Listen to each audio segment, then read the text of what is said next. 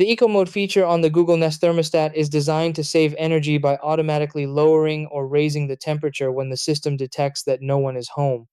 While this helps reduce energy usage, there are times when you may want full manual control over your heating or cooling system. Disabling Eco Mode ensures the thermostat maintains your preferred comfort settings without switching to energy-saving temperatures automatically. The process can be done directly on the thermostat or through the mobile app in just a few moments. And try these.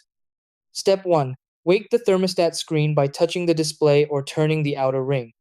Step 2. Navigate to the Eco Mode or Eco Temperature settings on the thermostat menu.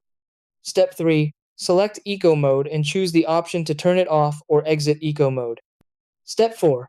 If using the mobile app, open the Google Home or Nest app and select your thermostat device. Step 5. Disable Eco Mode in the app settings and confirm the thermostat returns to your normal temperature schedule.